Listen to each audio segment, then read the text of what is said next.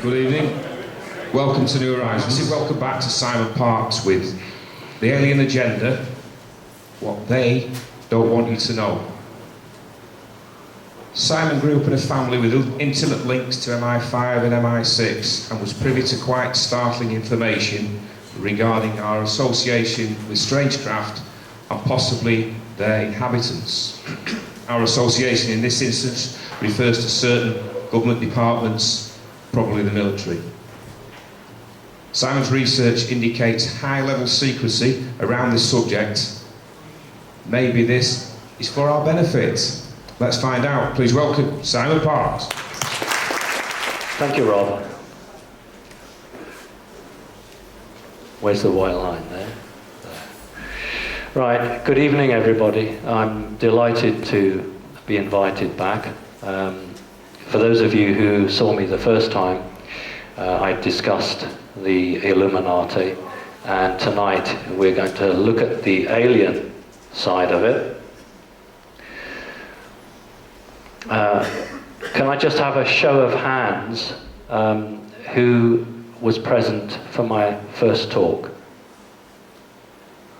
About 9 out of 12, or 75%. Thank you. So thank you very much for inviting me back. For those who don't know, I am an elected politician. And when you are elected because people presumably like what you say. Yeah. After 4 years or 5 years, you stand again and you're either re-elected or not. And it's actually better when you are re-elected because you are being judged. So although I was really grateful that I was invited here in October to speak, I've been invited back. That means the audience liked what they heard. So for me, to be invited back a second time is actually more important than being invited the first time. Okay, I'm elected local councillor. I was an elected Labour councillor in London and escaped from London in 1999. Moved to Whitby and decided, having worn the t-shirt, I wasn't going to do it again.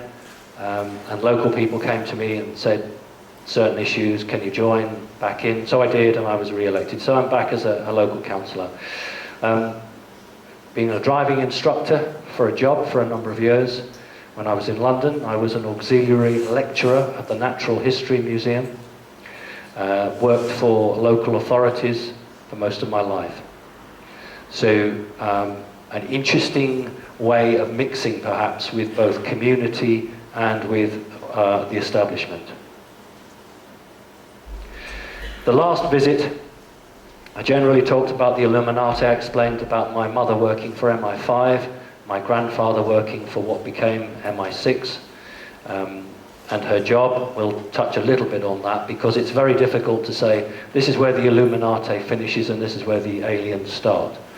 When I was just having a chat with Chrissy tonight, when I arrived here October of last year, and Sam will find this funny, the YMCA building where probe holes was pointed out to me, and Chrissy said to me, that's the alien place. So I thought, right, we can't talk too much about aliens.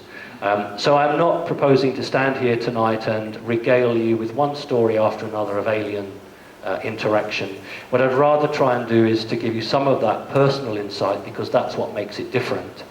But to link it with how the Earth is changing, how the people should be changing, try and make it relevant in that way.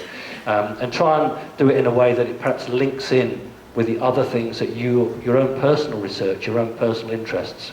Because tonight this is one piece of the jigsaw, and you guys have several pieces, and you are hopefully putting them together. I'm not one of these people that runs away, jumps in the car and flies off. I'm very happy to stand and talk to you. You know, it's about networking, it's about sharing experiences and ideas, and I'm more than happy to give you my email address. I try desperately to reply to every serious email I get. Sometimes I'm swamped, and if I don't get back to you, just resend it. It'll be that I've just missed it. Okay, that's enough of me and what we did last time. There are a number of views about UFOs. The first one is that all UFOs are human-made, came from the Nazi technology, and the whole idea of aliens is a PSYOP operation designed to throw people off the true scent where they are. There's another view which says some UFOs are human and some are made by aliens. View 3, all UFOs are alien. And view 4, there are no such thing as UFOs. That's actually the world that we live in. You either have a view on that, or maybe you don't have any view at all.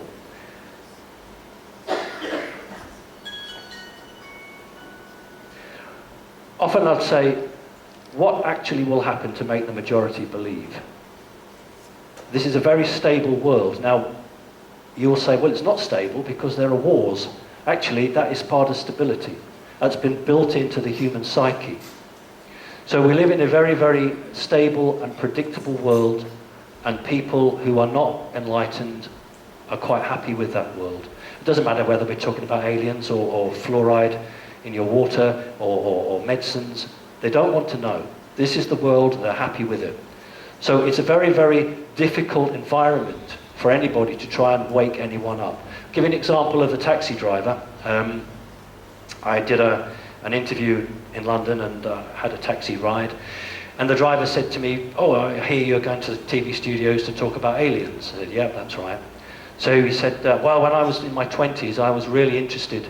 But you know what? When the government never said anything and nobody ever came out, I just lost interest. And that is the point, that people go through a phase in their life where they're open, their minds are open, and they'll challenge and they'll ask questions. But because officialdom isn't supplying any sort of answers, and they've got the rent to pay, the mortgage to pay, it just goes out. The only way that the majority of people will believe is when a gentleman in a suit goes on the major news and says, ladies and gentlemen, I have an announcement to make. Aliens are real. We're really sorry we didn't tell you before, but you know what? We thought you would be scared and panic, but it's real.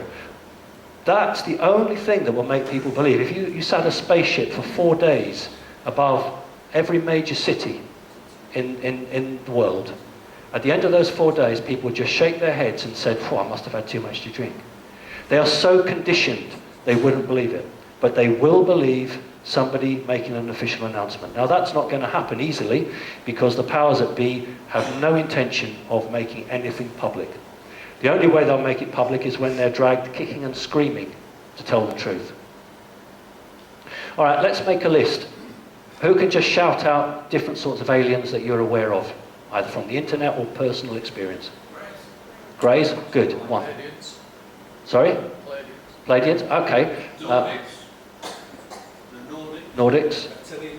Reptilians? Human beings? Actually, we'll come back to that. Good point. You've done really well. But I noticed that most of the people in the front called out. Can somebody call out from the back? Name an alien race from the back. Thank you.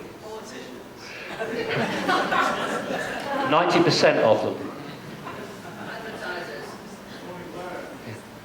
Actually, Tony Blair was a member of the Illuminati, and is a member of the Illuminati, and is a Satanist. Right. What about human-bodied, but alien souls? This is your question. You asked me about humans, didn't you? What about humans, but have an alien soul? What's the terminology for that? Hybrid. Not bad. A hybrid actually is the body. We'll come on to that. I'm talking about a human body, but an alien soul. What about 5, 6, 7 years ago, it was quite popular. Transhuman. Do you remember walk-ins, star children? Okay, that's what we're talking about here. A human-type body, but with an alien soul. Lower carriage. Ah, he's very interesting. All right, one question often asked is, what do aliens want? I'm often asked that question. And the problem is that the people who ask that assume there's one type of alien. If there was one type of alien, it would be so easy to answer that. Here's an analogy for you. Let's use a 3D world. You find some oil off some far-flung country. So you go to the Americans and you say, you've got the ship big enough to get us out there to test the oil. Who's good at drilling? Oh, the Brits are good at drilling. We'll get the Brits in to do the drilling. Who's good at optics? Oh, the Germans are good at optics. We'll get the Germans in to do us the cameras. And what you've got is a group, different group of people, all coming together to actually carry out one job. And to a certain extent, with the alien agenda, that's exactly what you've got. So you've got what we call the reptilians, the mantids, the greys, some Nordics, who are all signed up to a set agenda. Somebody said Palladians, they're not signed up, that's a different agenda. So to answer what the aliens want, specifically the question would be, what does this particular group want? But of course the people who ask that question don't really understand. How do they get here? Well, there are two ways that I'm aware of that you can get here. One is literally what we'd call extraterrestrial, we'll come on to that. That's the tall whites, somebody mentioned the tall whites here. Charles Hall, who spoke at Probe on 2 years running possibly, talked a lot about the tall whites. It takes the tall whites 20 years to get here. About 20 years, because they are using what I consider very, very primitive technology. And they are literally exactly the same as you. So they're not fourth dimensional. And it takes them 20 years to get here, at about 2.5 to 3 times the speed of light. Others are a dimensional change, so fourth dimension. Some of the reptilians are fourth dimensional. So they will come here through a dimensional time space, and that won't take them more than just a few seconds. Think about it. If you were a living creature as you are, you really couldn't spend 50, 60, 70 years in a spaceship traveling from one place to another. So you have to either identify a system of speed or a system of time to get you to where you want. The other question they ask is, why don't they make themselves known? I'm always asked this by local BBC radio stations. And the answer is because they don't want to know. Because it would hamper what they're up to. If everybody was aware of them, nearly every American would arm himself or herself with a gun and hide under the stairs. Every defence force of the country would feel it was honour bound to do something, and it would just hamper the situation.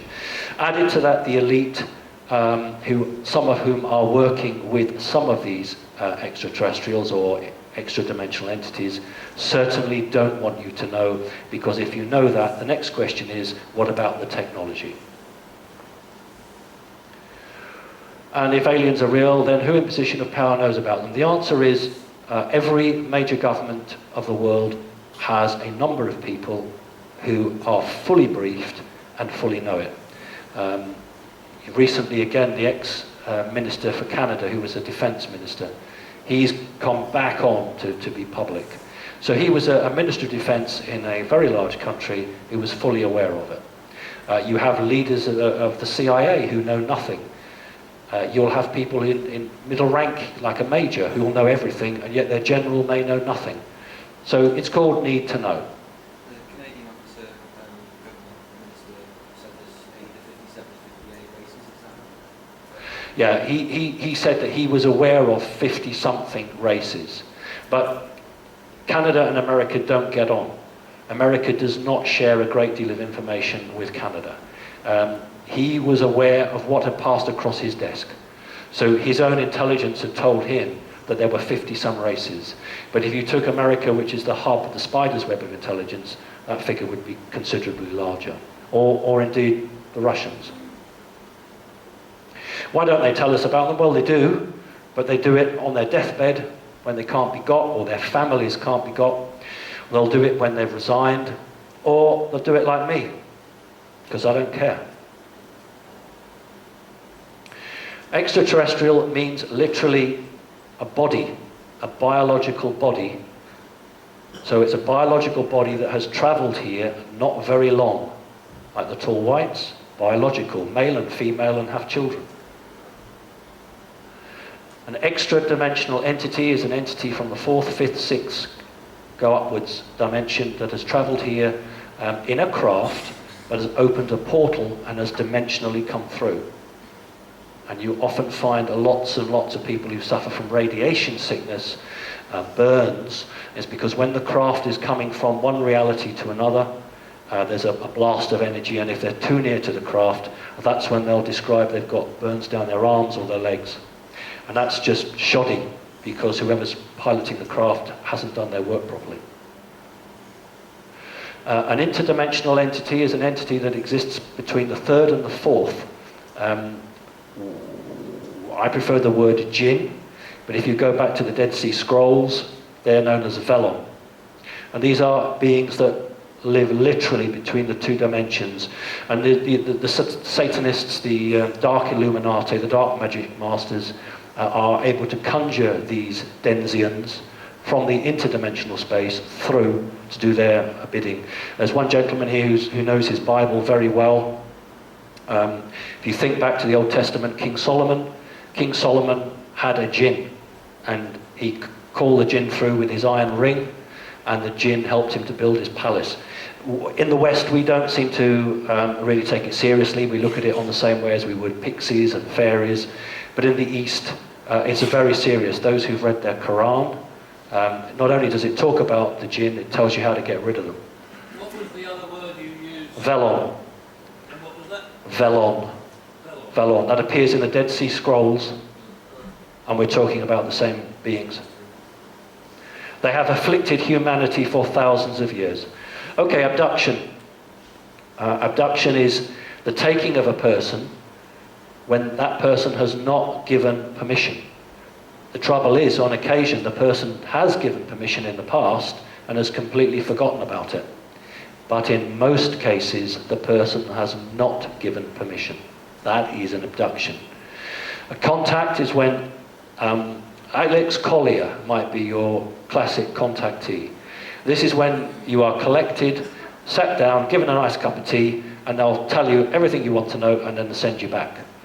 It's a nice, happy way. I'm not, being silly. That's a big difference. Abduction usually ends up with you being experimented on, being harmed, and it being very unpleasant.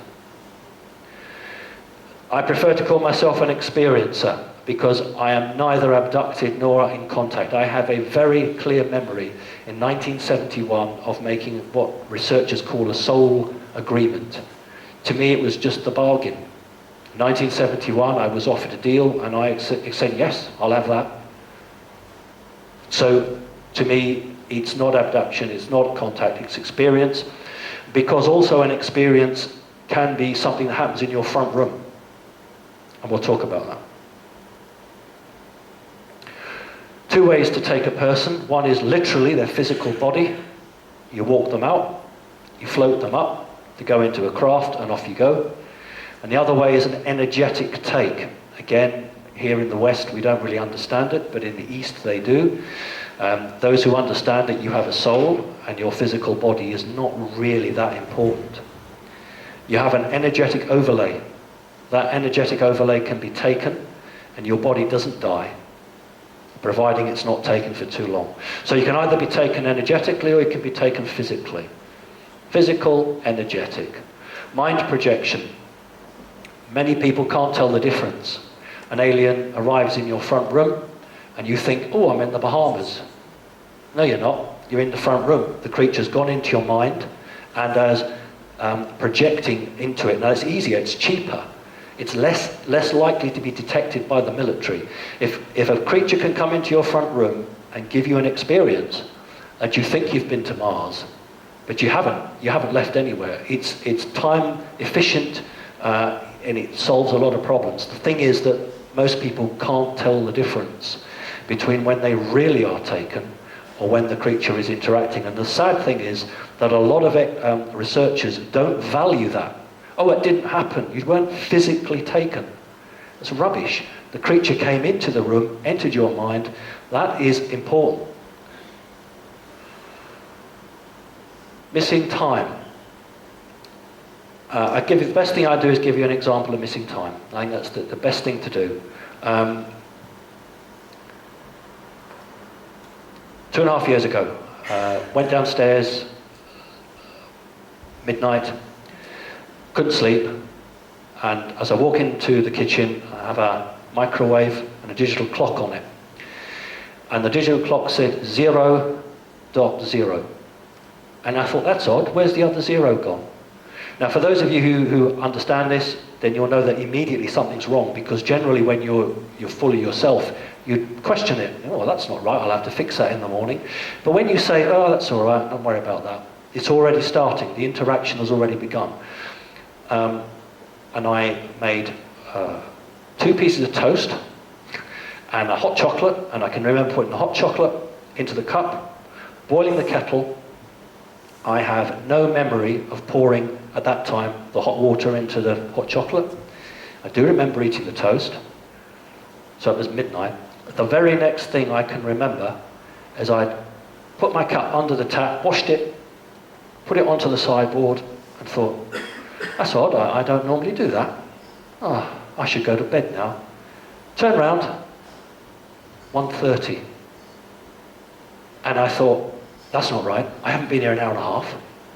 And I sat down and I thought, this is something very wrong here. So I went into the sitting room and thought, I must try and understand what's happened. And within about 10 to 15 minutes, part of a memory came back. So that's a classic example of missing time. Objects out of place. I haven't seen this. This is my own personal thing. I'll give you an example of objects out of place. Less than 2 weeks ago, I was going to put stuff up in the loft, and I needed to get the ladder ready. So I love tea, made another cup of tea, and then had my tea, and then took the ladder to get up to the loft. And the next thing I know, I'm 2 landings up. Where's my tea? Oh, I don't know. Dan, where's my ladder? Why was my ladder on a different landing? Why was my teacup somewhere else? But there was no missing time, but it was objects out of place. So sometimes it isn't the time that alerts you to something's happened, it's what you were doing is wrong. So you might find yourself in a different room. When an abductee or a contactee says, well, I was taken and I was dropped back in the garden, that's somebody trying to hold up the program. So that's not missing time as such. When people get put back in the wrong clothes or the wrong room from an abduction, that is because generally the greys are trying to sabotage the program. I'm just talking about when you have a straightforward interaction, and 1 minute you were holding a kitchen utensil, and then the next minute you've got, the jack for the motor car, and you can't work it out. So there's a difference between missing time and objects.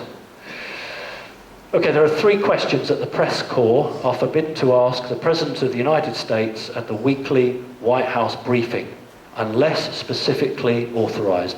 One's Cuba, but there's an asterisk there. You're not allowed, until recently, to ask the President any question about Cuba, unless the press corps have been told prior to that. You're not allowed to ask about the National Security Agency of America, and you are not allowed to ask about UFOs or aliens. If any member of the press corps asks any of those questions, that press organization is banned for 3 to 6 months from coming back to the White House. Just at the end of last year, there was a lot of kickoff regarding the eavesdropping of the NSA on world leaders, and Obama said he would have a 1-hour press conference on the NSA, which members of the press could come and ask questions. Do you know not one member of the press asked a single question about the NSA? They asked everything but. And that just shows you how controlled they are. Right, when I do interviews for the American media, they always want to know, what do I think about Dr. Stephen Greer? It's so predictable. When I do something for the British, instead of asking insightful questions, they always want to know, what do I think about David Icke? And the big question is, why you? Why are you? Are you special? And you're thinking, you're so backward, you're so primitive, you are so unawake, you are asking these sort of questions of me.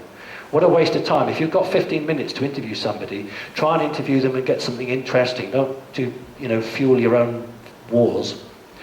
It's a prisonable offence in America to fraternize with an alien.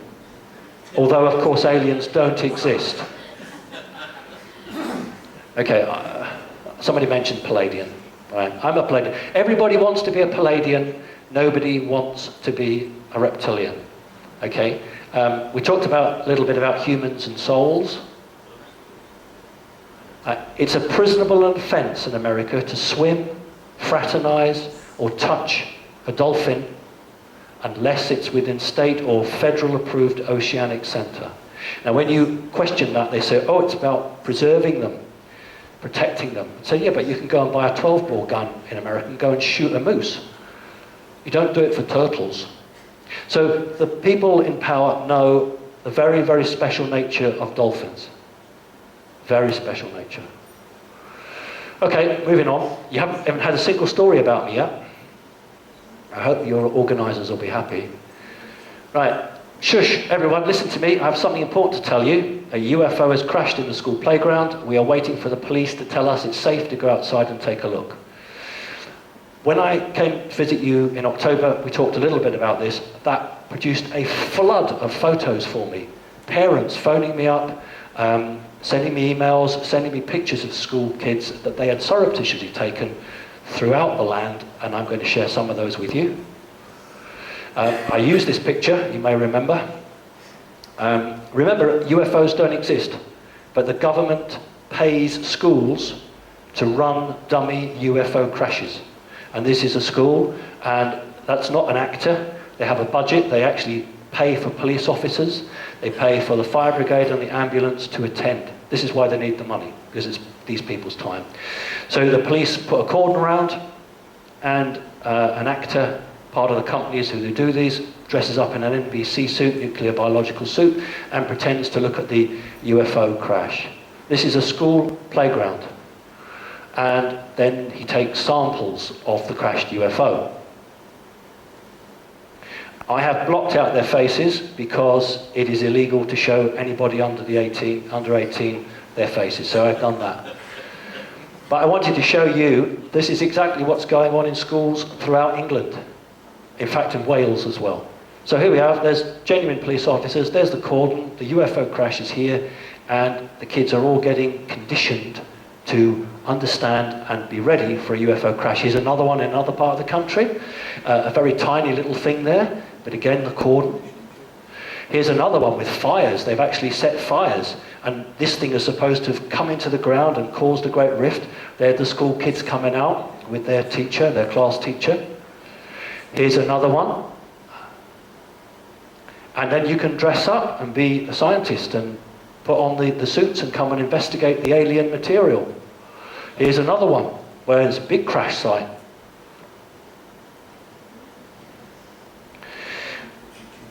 And we talked about why.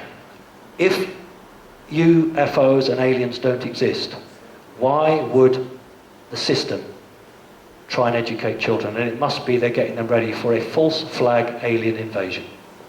Getting them ready. These kids are 5, 6, 7 and 8. By the time they're 15, 16, 17, they'll be expecting it. Oh yeah, we did that in school.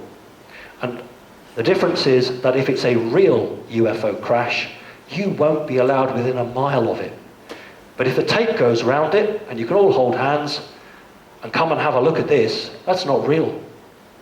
And that's what they're being got ready for. This is interesting. Somebody did a little hard work for me. This is a nursery school, and it's a rug. When I was at school, you had to sit on chairs, but now, thank goodness, it's easier. So 3, 4, 5-year-olds sit on the rug with their class teacher and do whatever they have to do. And this is a rug. And a person I know very well spotted this rug and said, there's an alien on that rug. Oh. And said to the teacher, oh, when you get rid of that rug, can I have it? No, you can't have it. So anyway, they went back the next day. Oh, no, it's not true. Went back the next week, and the rug was getting ready to be thrown out. And this person very, very carefully took some pictures with their camera, because they're not allowed to do that. You can see the earth and a series of children around the outside. If you look, I'm going to use a laser pointer. Here is a blue tub. This has been very strategically pressed against the other side to hide the alien. So my friend took a risk, lifted the edge, and took a picture for me, which is brilliant. That's its head. But if you look at the blue can, it's been used to push against it to hide it. So I was able to get the stock number for this. I phoned the company that made it and said, "Do you know, I'd like one of those rugs." Because of who I am, that's not a problem. Fine. I said, "Well, could you just send me a picture of it?" He said, "Well, you don't need that, you've got the stock number." I said, "Yeah, I know, but I'll have the picture." Sent it to me and it wasn't the right one. They'd replaced the alien with an Eskimo. And I said, "Actually, I want the other one." And the woman said, "Oh, you mean the alien?" I said, "Yeah." She said, "Oh, it's a limited edition. We're not doing them now, we haven't got them. But at least we've got the pictures." So again, if aliens don't exist, why are 3-, 4-, and 5-year-olds being taught about, wait for it, it's called inclusion. They actually say it's inclusion. But why would you include something that doesn't exist? So when you look at them at 3, 4, and 5 sitting on a rug, and then at a later age range looking at UFO crashes, you begin to see a discerning pattern here. Okay. Often I'm asked, where is the proof? Well, the proof is out there.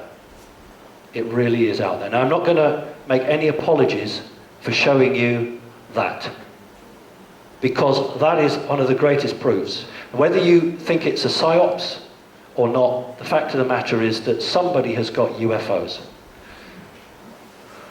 We all know, but maybe you don't know, that Colonel Du Bois was actually Ramey's adjutant. And if you look at his face, I like this one, because if you look at Colonel Du Bois's face, you couldn't have a more guilty face. You're all familiar with this, I'm not going to time. You are, I'm sure, familiar with the telegram? Hands up? Not all of you. Okay. Roger Ramey got a telegram in his hand, and in 1947, who would have thought that the software would come around that could read what was on that telegram? You wouldn't have imagined it. So Ramey's sitting there with a telegram in his hand, looking through loads of rubbish, pretending it's just rubbish, which it is, and he has a telegram, and of course stick it through a software reader and you get the truth. Again, I'm sure most of you are familiar with it. It basically says that they identify a disc craft which has crashed just west of the cordon, and it revert two things. It calls them the aviators, and the aviators of the disc, they are where they will go for, and the victims of the wreck. So here you have absolute proof that something happened. And a good friend of mine, a member of the military, was able to get hold of the lists for the flights in and out of a number of bases, and there certainly was a lot of wreckage that was flown out over a 2-day period.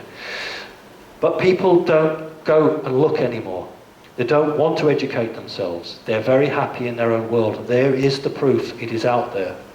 So if aliens are real, the authorities could never cover it up this long. That's another question. How could you hide it? He did what he did for 50 years, and the establishment knew what he was doing, and they covered it up. So if they could cover up him for 50 years, then goodness me, they could cover up the fact of something much, much bigger, although not to those people and the families concerned, but from a global perspective, aliens coming here. So yes, they have a very clever means of keeping lids on things. Very quickly, want to widen this out now. Who was Wallace? Who could tell me who Wallace was? Who was Wallace to do with Charles Darwin? That's just brilliant, isn't it? Right, Charles Darwin's father was a 32nd degree Mason. The evolution of the species was an Illuminati program, dog eat dog, only the strong survive. So Darwin came from an incredibly wealthy background, very powerful. His dad was a 32nd degree Mason. Wallace worked with Darwin. Wallace actually helped him to come up with the theory of the evolution of species, but the point was that Wallace said evolution of species works really well for everything except people. Can't work with people. It's impossible. It just doesn't work. But Darwin, of course, his father was a very powerful man. So Wallace, you haven't even heard of him. He's jointly co-authored those books and was pushed out because it didn't suit the agenda. So the evolution of species is all about how the fittest survive, which is a very reptilian trait, is a very Illuminati trait. I've altered this because it's not quite right, but then I worked at the Natural History Museum, so I would alter it. It's talking about the missing link. We all joke about the missing link, but very few of us actually understand what it means. It means that there's absolutely no fossil record to show real humans evolving from a more ape-like creature. But we're told that's what happened. So the arrow here is actually not right. It's about 200,000 years ago. At 200,000 years ago, there was a big change when modern humans evolved from less modern humans. And what this interesting one website was showing was how could you go from a very, very primitive humanoid form to a very advanced humanoid form when something should take many, many millions of years, not just the odd 3 or 4. On the left is a human, and on the right is a fossil called Lucy. It's about 2 to 3 million years old.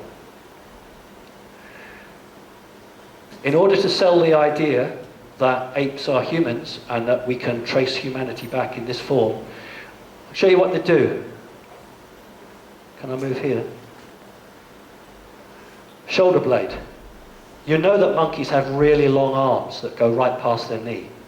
So what these people do is they artificially lift these bones up too high so that the fingers come up above the knee, and they'll pass it off as a human.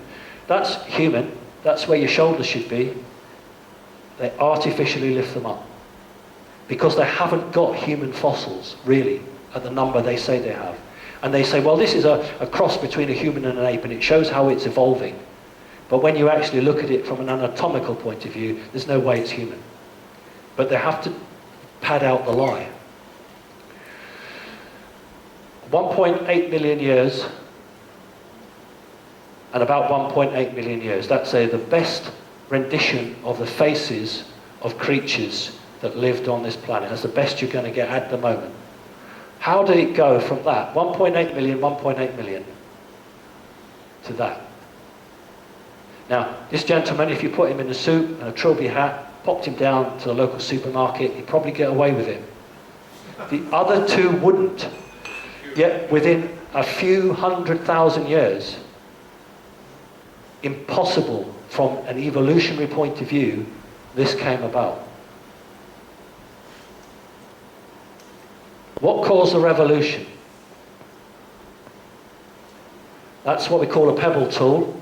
That's what we call a hand axe. If you're interested, I brought some for you. These are genuine. This is made about 1.7 million years ago. It's from Africa. And this is made 1.6 million years ago. How did it go from that to that in 100,000 years? It's not technically possible. But it is possible if someone is mucking around with your genetic material and changing and altering you. That's how it's possible. Okay, here we go. My turn. The shadow beings, sometimes called the shadow people. Anybody seen what we would call shadow beings? Who's going to be brave and put their hands up? All right. Maybe you've seen them and you don't want to put your hands up. I fully understand that. They're not very pleasant creatures. On the Wiki Encyclopedia, I'm sorry it's not so good. When I did this, I had no intention of doing a talk about it. I just printed this for my own sake. On the right-hand side is a guy, and on the left is somebody's rendition of what they thought they saw. Here's a better one. On the left is called the Hat Man, on the right is the hooded figure. These are shadow people. Now I'm going to show you the drawing that I did about 4 years ago when I was a child. Take a very close look at that. When I was 5, 6 years old, I just called him the Smoke Man. It wasn't a shadow being, it was a smoke man. He was a smoke man because he appeared to have the smoke come off him. That's me. On the left-hand side is a little boy. And I was taught when I saw it, I would signal. So arms out. It's not very good. It can't put its arms out. It puts them up an angle. That means I'm alone. You can come in. Comes through the window, stands in front of me, raises its arm up. I raise my arm up. What this doesn't show is then an energetic charge runs across from one of its hands to the other. It then throws that energetic charge to me. And what that means is a DNA lock. It means that nobody else can interact with me because he has that DNA code. So if anybody else tries to hack in or to interrupt, that lock is a DNA code. So it can't actually get in. No one else can get in without that. It's a very, very clever device. The creature has like lumps on its head and just eyes. I have no memory of a nose or a mouth at all. Not substantial, but energetic. And black, very dark. The reason it's black and dark, I was chatting to a good friend of mine, we were talking about this, is that when you come from the fourth dimension and you don't quite come into the third, it's a bit like a black hole, light. So light doesn't detect this, so that's why it shows really black, because it's not quite come through to the third dimension. Okay, so that's a shadow being. Many, many people have very difficult times with these beings. They can torment and really hurt people. Here we go, the jinn and the Valon. Here's something taken from the East, and it's a religious man on his prayer mat, and that is their representation of a jinn. And here is the jinn is trying to tempt the religious man. Okay. I want to talk about a year ago. I went down to the beach. I have a beach hut, and I remember with my wife, we were both standing there, and she said, "Oh, those birds! Look at those birds." This is about 7:30 at night, and looking on the railings, looking down at the sea, where the sea was coming on the rocks, and from the corner of my eye, I would see what looked like a bat, and then nothing here, and then this side. So it's not a bat, because you know the human eye has cones in the center of the eye and rods at the edge. The rods detect black and white, the cones detect color. So what you will see in the peripheral vision is something, but when you look at it, because it's natural, isn't it? You look at it, it's gone, because you've got to try and follow it from the side. So those were jinn. I come from if you remember my first talk with you, I come from what we would call a non-satanic, Illuminati, magical family, and jinn will be around me all the time. During Skype sessions, people will say, "What is that going across your room?" So, "Oh, it's all right, it's jinn, don't worry about it." Drawing, somebody who now works for one of the Rothschilds in Eastern Europe very kindly did me a jinn that she sees regularly, that's around her, and it needs to be black. Couldn't get colour in, but you can imagine that sort of a very dark grey. That big, that's when it's in its energetic stage. And we're not doing the Illuminati talk, but if you think about Peter Pan and Tinkerbell, if you've read any of that, Tinkerbell is a jinn. All right, 1971, very quickly, this is on YouTube, so I'm not going to go over it too much. 1971, I was 11 3/4 years of age, and I had my 2-day experience with a UFO. There it is, it's a teardrop, silver, no windows, no sound, and I can remember the sunlight reflecting off the beautiful silver of this surface. And it was the most beautiful thing I'd ever seen, absolutely beautiful. And I wasn't on my own, there were 5 kids with me. And this is the deal. Again, I'm not going to belabor the point because it's on YouTube and I'm sure you've all seen it. And he says to me, "Would you like to be like us, to have knowledge and understanding, to know the past, I beg your pardon, to see the future and know the past, to have power and I'm so fascinated about knowing the past and the future that I shout out, I should use my mind, but I didn't because I was so excited. So instead of, using my mind, I use my voice to say yes. And he immediately says, "Then come with me." And his hand drops off my shoulder, takes my hand and leads me away. That's what researchers call a soul agreement. And I'm privileged to be allowed to remember that soul agreement. It's very important because you can use your soul agreement to escape them if you wish. That's why so many abductees do not remember their soul agreement. Because if they remembered their soul agreement and they've been tortured and hurt, of course they would want out. So to me it was the bargain. I was 12, that was my bargain, fine. And that is what researchers refer to as a mantid. To me, it was mum. Mum. When I was perhaps 2.5, 3 years old, I referred to it as mother. And I was very, very confused, because how did I have two mothers? I had this one which said, I'm your mother, and I had my human mother. And so my biological mother said to me, the very, very first word I said was daddy. And for 6 months I called my biological mother daddy. And of course she wasn't my mother, because that was my mother. And I realised as you get older you can't do that, because it causes aggravation and upset. So I learned to play the human game. This is a mothership, for want of a better word. I use that word because that's what humans would call it. This is a mantid craft which is looking into human timelines. When you are born and when you die, you have a timeline. You exist. Let's just talk about this one reality. You have one timeline. If you want to be contacted or abducted, then it isn't just chance. This is project management on the nth degree. So they will come for you at 2 seconds past 2 o'clock.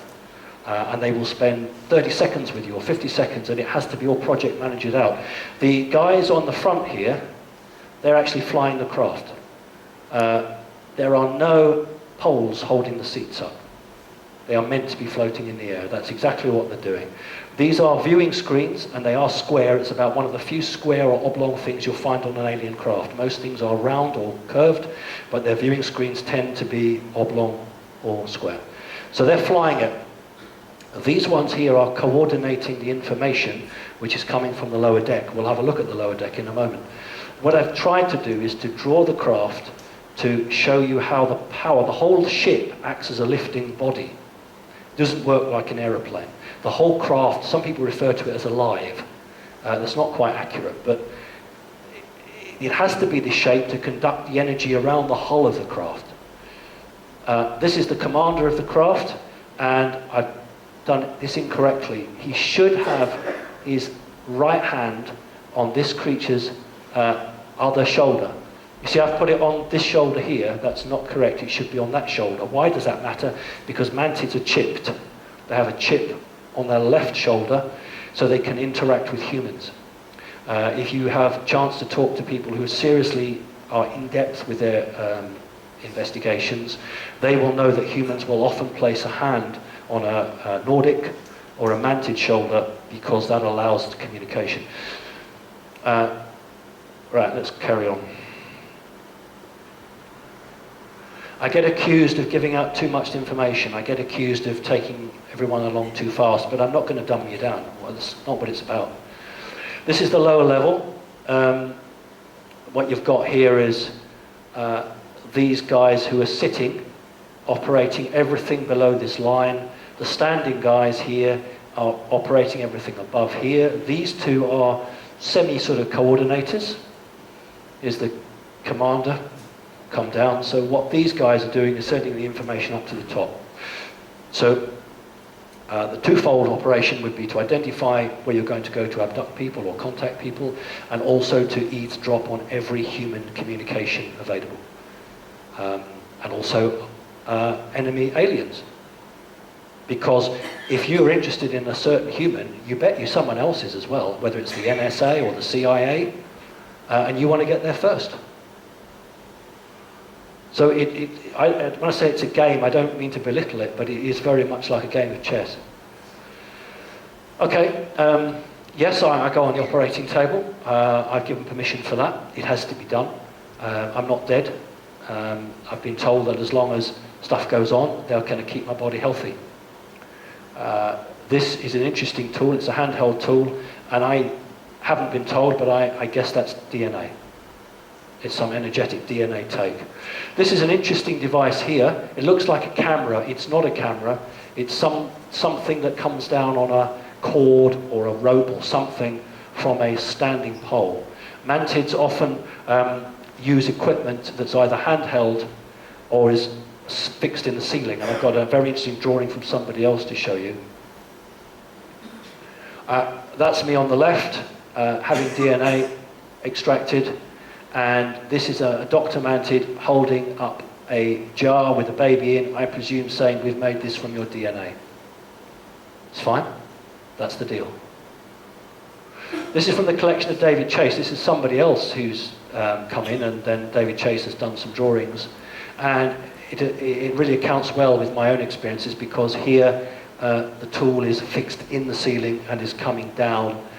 Mantids are three, it's called mantid, it's three. This is a doctor mantid, and if you ever get taken ill, that's what you want. You don't want a grey poking you about, you want a mantid.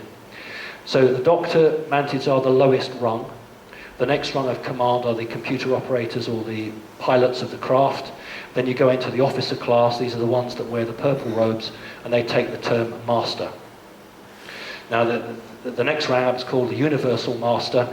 I know we don't live in a universe, we live in a multiverse, but each multiverse has its own verse, so each verse has its own master. Okay, that's how they work it. 1967, we're going to move forward. I forgot to bring my meteorite. I'm really sorry. I should have done. Young boy, sitting room. Don't know where my biological mother is. It's probably 7 o'clock in the evening. And I see something fall about 50, 60 feet away. And it didn't fall diagonally. It fell straight down as if you were dropping a stone. I thought, oh, what's that?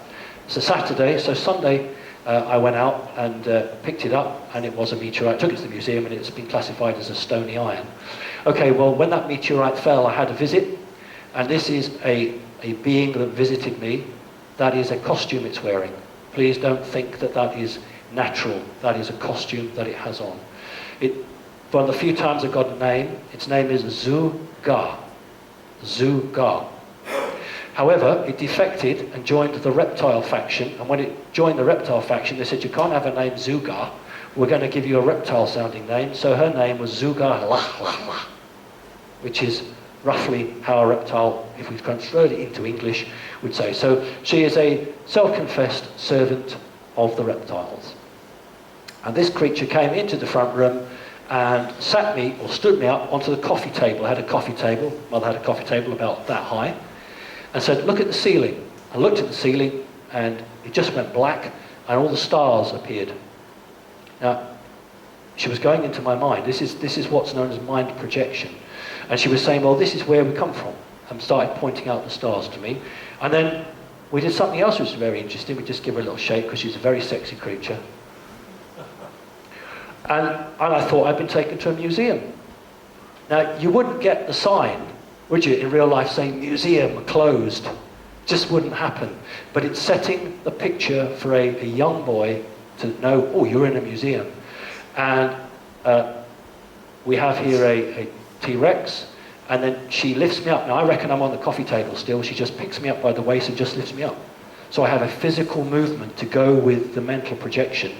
And time again, I reach out, and I do this several times, and I touch the tooth of the reptile, and they will say this quite often, look at you, the bridge between two worlds. So I'm often referred to as the bridge between two worlds, because the reptilian world and another world. And then I go round and I know all my dinosaurs, and then a grey comes to collect me. So the point of showing you this is that this is not an experience where I've been taken away, but where I've just been in the front room and the creature has come in and just gone straight into my mind. Okay?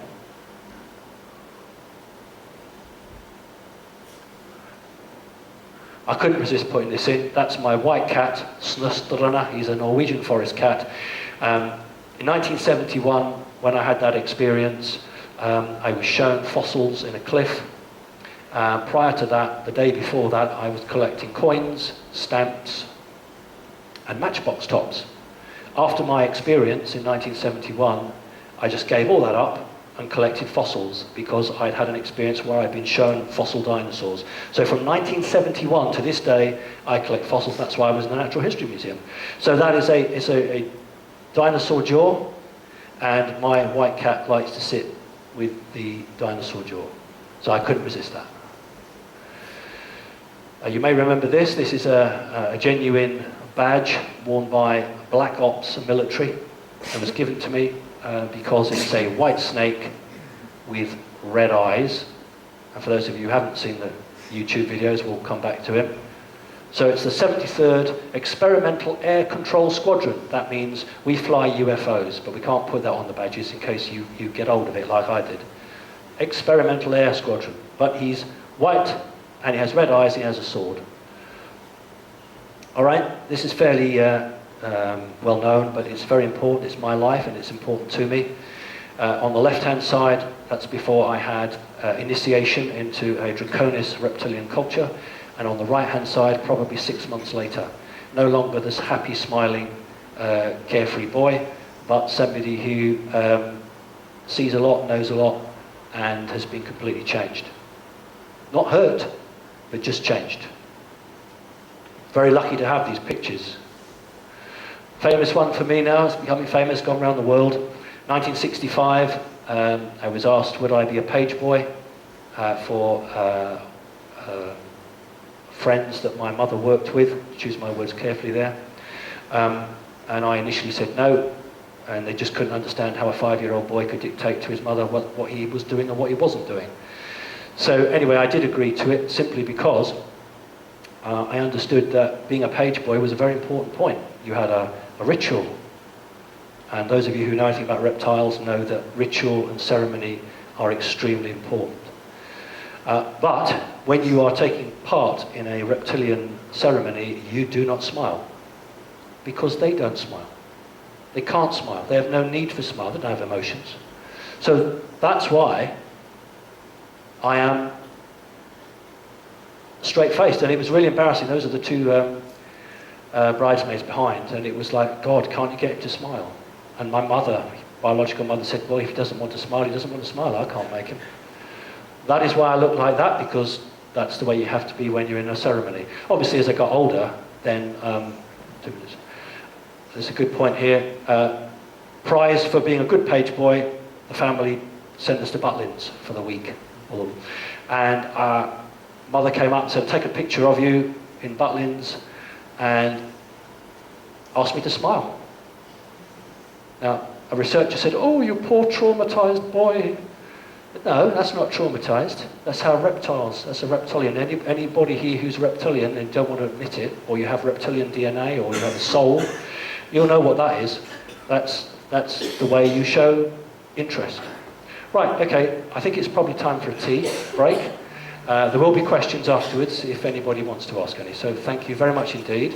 Have a nice cup of tea. Please don't be too long, because I need to crack on. Thank you. Thank you. Interesting break. Very nice to talk to some of you. One particular person came up to me and had experienced some of those creatures.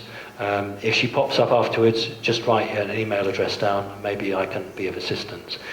But what that's brought me out to say is that for everybody who stands here in front of you and says, I've had an okay relationship with aliens, there will be 500-600 who have not had an okay relationship with aliens. My story is very different. A book that's worth trying to get hold of is by Dr. Carla Turner, Into the Fringe. I think she's just about got it right.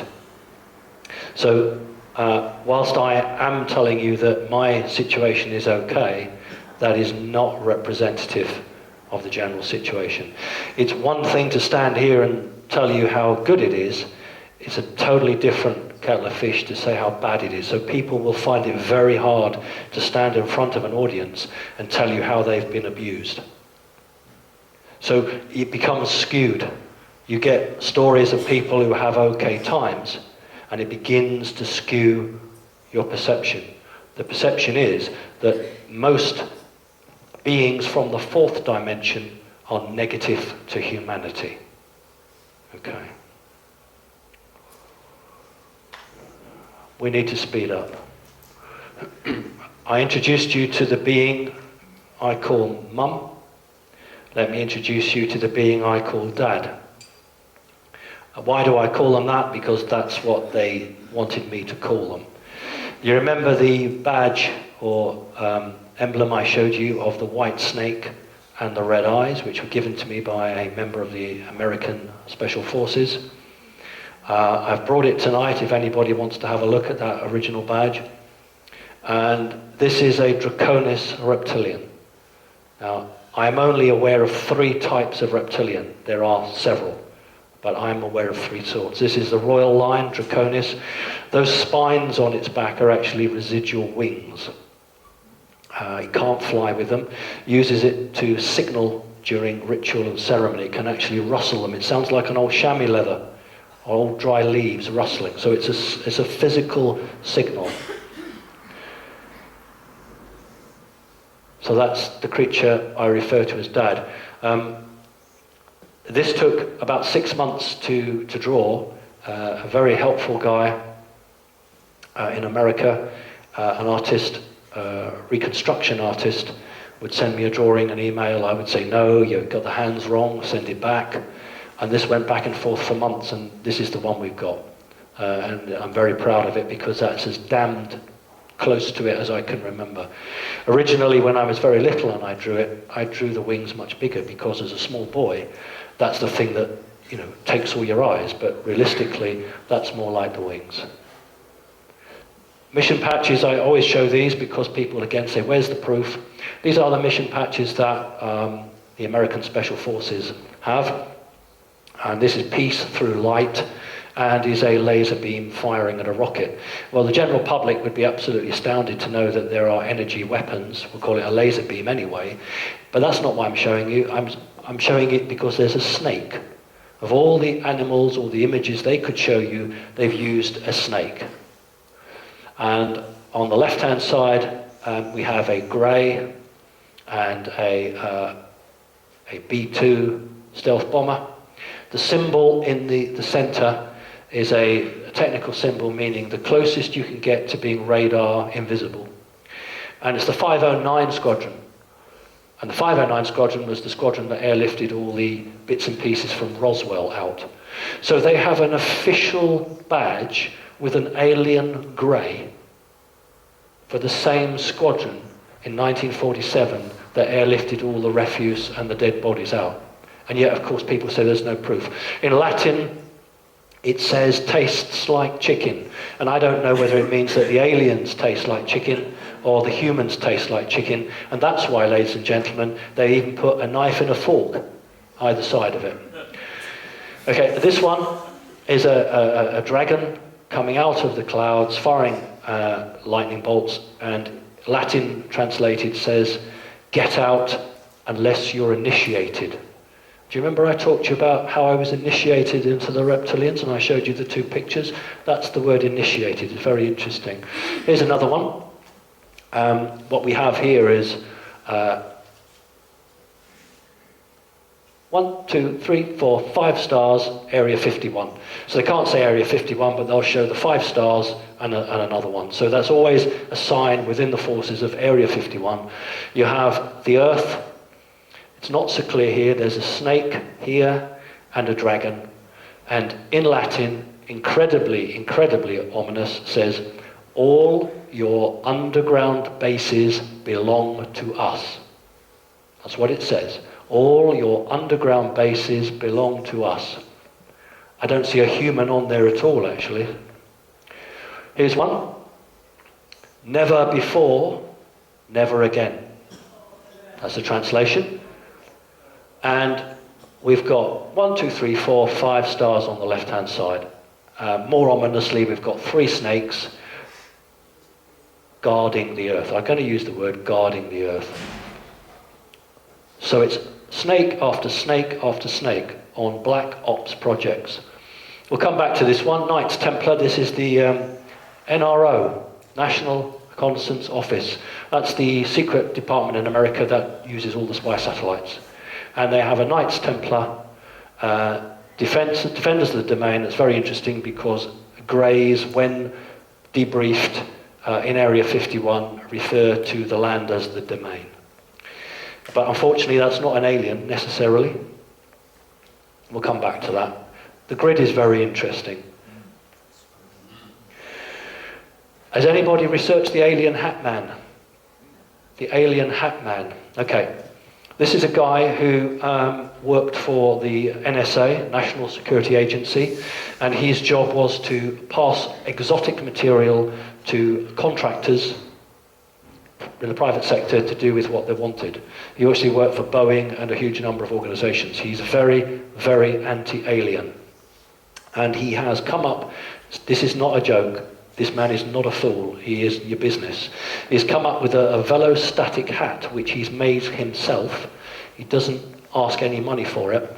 For people who are being abducted and want an end to abductions, he makes this hat, which they then wear. There are children in Britain who have special dispensation from their schools who wear his hats. And they have to be worn 24/7. And we'll talk about how they work. But this man phoned me at home from America and said, I hear you're a driving instructor. I said, yeah. He said, do you know about the woman driving instructor in Britain who's giving driving lessons to alien hybrids? I genuinely didn't know about that. No, I don't know about that. And he said, well, what's happening is 2 o'clock in the morning, they're waking this woman up, she goes out, she gives these hybrids a driving lesson and comes back because, as I'm sure you'll know, they are trying to integrate hybrids into the human society. Well, I didn't know about that. And that was all news to me. We had several conversations. I think it's about 5 or 6 hours difference between us. And then I made the mistake of saying to him, you're still in the military, aren't you? And at which point he never phoned me back again. So I got to assume the guy is still active in the National Security Agency, but that's fine.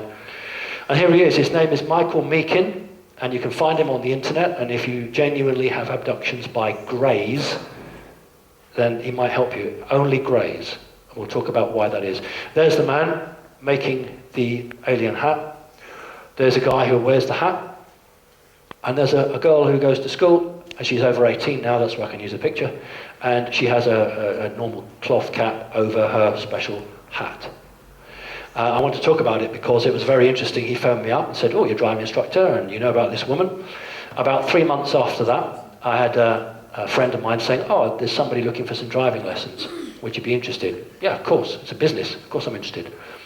Got this person's address, lived in a village about 7 miles out of Whitby. Arrived, the woman's actually outside, fine, in she gets. And as soon as this woman gets in, I'm looking at her and thinking, well, you're not human. Absolutely not human. Because you think of your archetypal hybrid head. And I'm very pedantic. I'm talking about human alien hybrid. Because I've seen non-human hybrids. Don't just think that humans are hybridized. So we're talking about a human with what we'd call grey DNA, genetic material mixed in. So hair falling out, give you good, very white hair. She's only about 40, but very sparse, falling out. Eyes, very almond-shaped. Very high cheekbones, and the back of the head, a bit like you get the pharaohs. Quite. She gets in, chatting away. Okay, let's see what you can do, drive. And we've been driving about 15 minutes, and she just turned to me and says, do you know Dr. Stephen Greer? To which I say, well, no, I don't, but I know of him. So she wants this conversation about oil and free energy, this, that, and the other, and I'm trying to teach her to get out of second gear because she's making my clutch go. So she wasn't a particularly brilliant driver, but she wasn't too bad. But the point I'm making is this bit as a classic example of where the difficulty to interact these people. I'm going to call them people because they are people. She says to me, can you drop me at the co-op? I'll do some shopping. Fine. Okay? Got her to park up nicely. This is the point that a pupil would normally pay me. Back then, I only charged £15 an hour because I'm not greedy. I actually just want to make a living. £15 an hour is really good. Didn't pay me. Okay, right, fine. So she gets out. You can do that in a black cab in London and, you know, to go berserk. So I got out, chatted to her. £15. Now, you all know what £15 is, don't you? It's a £10 note and a £5 note. Or a £20 note and you want some change. And she holds me a £5 note out. Smiling. A really big smile. Now, I understand these people, so I just said, thank you very much indeed. Took the £5 note. Because they have no concept of money. And you think, well, how do you get around? Well, you get around because you have a debit card. It's one of the very few times you actually had to use money, although they will have had lessons. Anyway, I thought, give it 2 weeks, and I didn't hear from her again, so I drove to the house and couldn't see anybody, the curtains were pulled. Went back again about a fortnight later, nobody. Went back a third time. I thought, well, I'll knock on the neighbour's door. Knocked on the neighbour's door and said, oh, I'm trying to get her in, you know, is she in? And the guy looks at me and says, these are housing association properties. And he says, well, no one's lived there. It's empty. There's no one there. And I said, but she's got 2 boys. He looked at me as if I'm mad. So I phoned up Yorkshire Coast Homes, which is the housing provider. And they said to me, it's been vacant for 6 months. Don't know what you're talking about. So I don't understand why I only had 1 lesson. Why did I only have 1 driving lesson with her? She needed more. So there's got to be a link between Mr. Hatman phoning me from America, NSA, saying to me, oh, you're a driving instructor. Have you heard about the woman who does the driving lessons for the hybrids? No. And I know now what happened. I made a joke to him. I said, oh, I wouldn't have to do it at 3 o'clock in the morning. I'd do it during the daytime. And then a few weeks later, I get the real thing. But no concept of money. It's the grid we're looking at. And on the back of that one, you can see, not as clear, but there's a grid. I'm not a New Ageist. Some of the stuff from the New Ages actually I'm quite good about and I think makes sense, but a lot of it isn't, and sometimes my story isn't one that lots of people want to hear. That grid is not the natural grid of the Earth. That's not the ley lines. That is an energetic overlay. When you die, i.e. your physical body ceases to exist, your soul doesn't go back to source. It wants to, gets caught in that grid.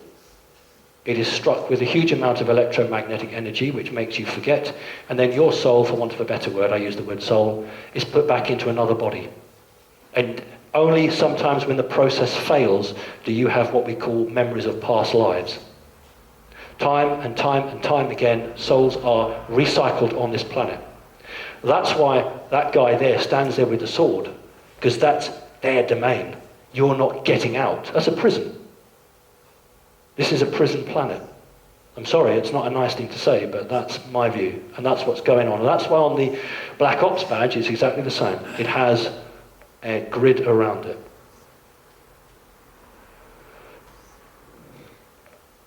I was with somebody and we were both taken, physically taken while driving a motor car. I couldn't tell you how they did that. I have no clue. The person concerned also was aware, and when the Channel 4 did the documentary of me, they thought, oh, right, well, he won't be able to prove this, will he? So they said, what's the name of the person? Here you go, name and address. She doesn't live in this country, she's in another country, but there's the details. They absolutely went white. They never followed it up. There was another person who would have corroborated my story, but did they want it? No, they didn't. And this was a take from the motor car, classic missing time. And the interesting thing was that we remember leaving a supermarket in a place called Scarborough, which you may know, and then literally the next thing we remember was a big lorry coming towards us, flashing its headlights. And I remember turning to my friend and saying, oh, there must be an accident up ahead. He's flashing to warn me. Or he thinks I'm on full beam. So I'll just flash him back to show him that I'm not on full beam and that it's okay. There was no accident. Long story, won't go into it, but that was actually taken from a motor car. And the technology that must be available to them is just staggering, even for me, how that was done. On New Horizons website, you quite legitimately lifted this picture. Interestingly enough, this picture was sent to me because I had posted this picture on the right in one of my talks. And a researcher from America suddenly realized that, hey, we've got people in America drawing things similar. So he showed me that. And it's nice when people thousands of miles away can corroborate your story or say, do you know what, I've seen something like that. And so that's very interesting. So I thought that would be good. That is meant to be a hole in the top, just as that has a hole in the top as well. But it was never I never drew that to show you, it was just for my own personal records. And people say to me, go over it with a black liner so it shows out better. No, because that would corrupt the drawing. That's what I remember. Okay, very quickly now, if someone could give me 15-minute shout when we're running out of time, because otherwise I'll... When you're somebody like me, you tend to have a different relationship with authority. When I applied to be a driving instructor, I was told, we've got no records of you. We don't know where you went to school. We don't know where you lived. We've got nothing of you at all. Can you please show us, prove to us that you've actually been in Britain for a long time? And I did this to my grandfather, and I was able to show them. That's why I'm a qualified driving instructor. But it's very interesting that when the DSA, the Driving Standards Agency Authority, went to check, there's no records of me having any education in this country at all. And when this physical body dies, I will be completely scrubbed from the record. That's what they do to people like me. Right, I'm going to give you 5 examples, because if I give you one example, you'll say, yeah, but that could happen to anyone. 2 examples, so I'm going to give you 5. Right, Hackney, London, oh God, 1994, 95. At home, my wife, 6 o'clock, having a cup of tea again. Big bang outside, rushes outside. My car's parked outside the house, a BMW. The Americans call it T-boning, crashed straight into it. I rushed out, the guy jumped in the car and drove off. That's not unusual in Hackney. I got what we call the index, what people would call the number plate. Phoned the police, 999, explained what happened. Right. Phone goes. Oh, hello, sir. Is that Mr. Parks? Yep. Oh, New Scotland Yard here, sir. We've put roadblocks on every road out of London. And we've got him. We're bringing him back to the house. Will you be in? Take us about 20 minutes. Yeah, I'll be in. The policemen I always see are about 7 foot tall. I have no idea why. I'm not joking with you. 6'8", 6'9", 6'10". 2 huge policemen who don't fit in the bloody roof of the house, almost. Bring the guy in. Is this him? Yes, that's him. Right. He doesn't have a driving license. What's happened is he's stopped the car, gone in to get some fags. Because he can't drive, he hasn't put the handbrake on. The car's rolled down, smashed into your car. But the father has lent him the car keys, full well knowing he doesn't drive. Are you going to be in tonight, sir? Yeah. Don't go to bed early. Stay up late. Why? Well, just stay up late, sir. Okay, fine. 20 past midnight, 2 policemen, one the same, one different, walks with the dad. And he says, well, they took me to the cash point. They made me take out 200 quid at 1 minute to midnight. 200 quid afterwards, there's 400 quid to pay for the damage. So he gives me £400 and the policeman arrests him and says, right, we're arresting you now. So that's car damage in London. I pay my taxes, and that's the sort of service I would expect everybody to get. We'll get some more now. Knife man, Hackney, outside, 3 o'clock in the morning. Man with a knife that big trying to get into the house. It's Hackney, it happens all the time. Phone the police, 999. Man out there with a knife, right. He wanders off, and police car pulls up, copper runs right out, bangs on the door. Are you all right? Are you all right? Yeah. He said, I'm really sorry. It's taken us 4 minutes to get to you. We like to get to you in 2 to 3 minutes. Where did he go? Well, he went, right, off he goes. And literally, I just watched the police car out of the left-hand window, whacks on the brake. There's a woman and a man, coppers, run out. Oh, they spotted him.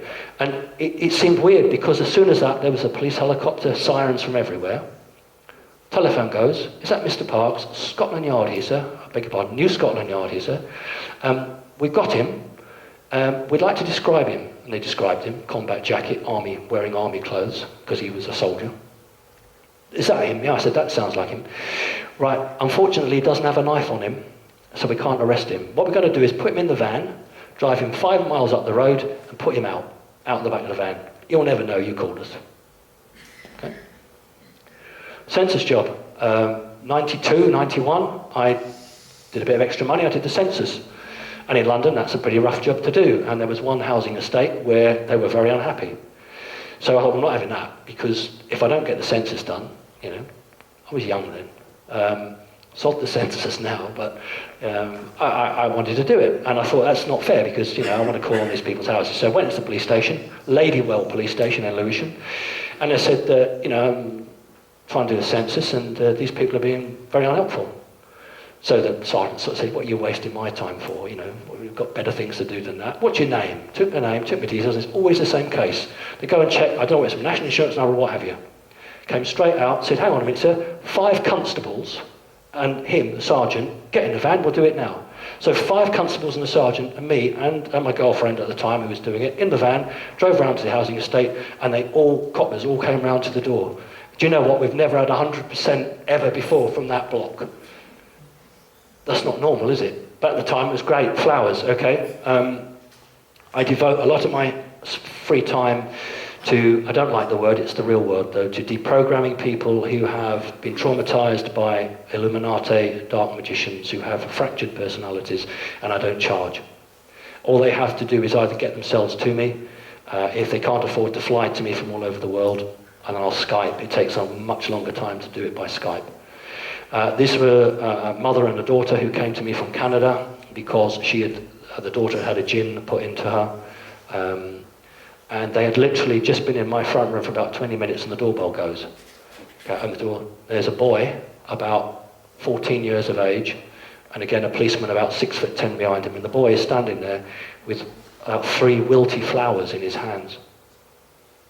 So I look at the boy, and I look at the policeman, and the policeman says, this boy's got something to tell you, sir. So I said, yes. And the boy said, I took these flowers from your garden. And the policeman said, I was on patrol, I saw the boy take the flowers, I spun the car round, I've grabbed him, and I've brought him up to you. So I said, it's a very naughty thing to do. Do you want to keep the flowers? Yes, please. You can keep the flowers. And I tell you what, there's a couple nice ones there, why don't you pick them and take them as well?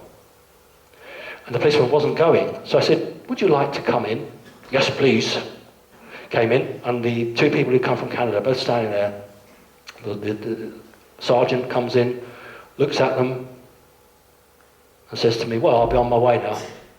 And the 2 people said to me, do you know what? And he just couldn't wait to see us, could he?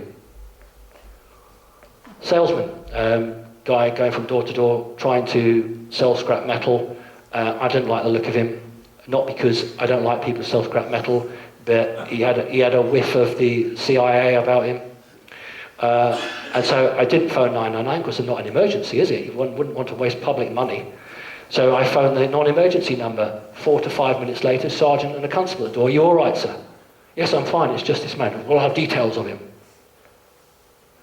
Attempted break-in about 7 or 8 years ago in Whitby. Smashed the window at the front. Phoned the police. Shock horror. They were 5 minutes to get to me. And the very first thing the copper said to me was, I don't want you to think we've only just arrived. We've had 3 cars sent, and the only reason I've come to your door now is because we just tell you we can't find them. So he said, have a look through the bits of glass. If you can find any blood, give us a shout, because there might be DNA. He said, I can't look for it because I don't want to put my DNA on it. Off he went. I thought, oh, it's not going to happen, is it? Look through, sure enough, piece of blood. Oh, great. Let's see how good they are. Phone the police. Now, I'm not joking to you. I said, I'm in Whitby, I've just had a front door broken, and the woman says, is that Mr. Parks? I said, yes. And I said, I've been told to look for blood, found some. Someone will be there in 20 minutes. And they were. Doorbell goes, and this guy, different guy, just puts a test tube and a tweezers, put it in there. 3 years later, doorbell goes, just wanted to let you know we finally caught the person that broke in. They weren't attempting to break in to get to you, it was just what we call criminal damage. These are not, when I talk to people and I explain what's happened, people say, well, I don't get that level of service. What I was told was that the American government has 2 lists. A list of everybody who has alien experiences and contacts. The aliens are supposed to provide this list, and it's not up to date. The government, therefore, creates its own list. There is another list where the human government has abdicated responsibility for those individuals. Sure, if I park on a double yellow line, I'll get a ticket. I have to pay taxes, unfortunately. But in terms of anything greater than that, it is not their decision. It was my human mother who told me that, and I understand that I'm on that second list. Right, you may remember I did the radar visit. This completely confounded mainstream media, because I'd gone public saying, look, my mother worked for MI5, my grandfather worked for MI6, and I see aliens. And yet I get invited into one of the most top secret locations in Britain. And the media immediately couldn't understand that, because if this man's off his head, why is he being allowed into an American, it's not British, an American facility that is a space radar base? Why is he getting a personal tour? This doesn't make sense. And so suddenly the media didn't know what to do with me. Channel 4 did a 1 hour's interview regarding my family working with the Secret Services, and we did a half an hour interview with the backdrop of the radar station. Channel 4 told me they got a phone call from the Ministry of Defence telling them to pull it, or they wouldn't be allowed to do any of it. So they pulled it. Once I did the radar base, suddenly all the BBC radio stations didn't want to interview me anymore. And I got a big increase in foreign TV and foreign radio stations wanting to interview me. Here's a picture that you don't see. They don't like to show you that. That's the radar base, and that's the razor wire around the base. It is a space radar, and it goes up to allegedly about 12,000 miles. That's what they call the fence. And it's the radar section, anything coming into that is detected.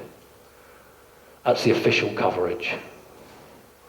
And that's Fylingdales. I live 10 miles from Fylingdales. Odd that.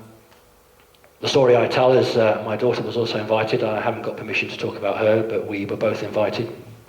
And at the barrier where the Ministry of Defence police are, you have to show identification. You have to show who you are before you go onto their land. So she passed her passport across, and the guy, obviously they are not semi-automatic machine guns, they are fully automatic machine guns now, so they're very well equipped. And he looks at the passport, and he looks at her, and looks at the passport, looks at her, looks at the passport, looks at her, yeah, he's convinced that that is who it is, passes it back. I go to show him my identity, he just holds his hands up and says, that won't be necessary, sir. Go through. At the briefing, I'm very fortunate to have got these pictures. These are exactly the pictures that were shown at the briefing. On the left-hand side is a missile, and the guy running it says, we track those are missiles. We track those are spy satellites. Ha ha ha ha ha, is exactly what he did. We don't see these. Ha ha ha ha ha, we sometimes see these. Now, everyone else in the military who I've talked to who have had this visit, so they never got that. But what is interesting is that is what's called the sports model, which was found allegedly in Area 51. So the person who's produced this is having in his own way, he could have chosen any drawing of a UFO, but he's gone for what Bob Lazar, who allegedly, and I believe him, back-engineered craft on Area 51 called the sports model. So I got a special couple of slides from my presentation. I was invited on the 50 years that it had been operated. For 50 years there's been a radar base. And I'm not in the picture, that's not me, but this was the official celebrations, and the real crew that matter are well at the back, so you can't see their faces. But these are the military personnel who guard it. That's not an ordinary police car. Ministry of Defence police cars are exactly the same, but they have a different logo. That is the phased array, which is the only one in the world of its kind. There is no other radar station like that in the world. It's 3 faces. It looks around almost the whole of the globe. And when it had the 50 celebrations, the red arrows came and flew over to celebrate. And it used to be an analog display, the 3 golf balls, and then it changed when the Americans went for Star Wars and became the phased array, which is digital. So that's where I got a tour. I had the tour of that. We'll talk about that very quickly. But it's 50 years. I want to show how things have changed. These are Ministry of Defence police officers guarding a sensitive building some 25 years ago. That's what they look like. Here they are now. That's what they look like now. Like that.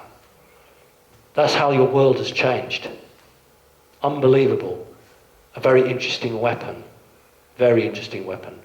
That was it a number of years ago. Yes, this is the control room, which we went into. In those days, look, there's even a fish tank. Right? But I'll tell you what is interesting. I'm going to move now, sorry.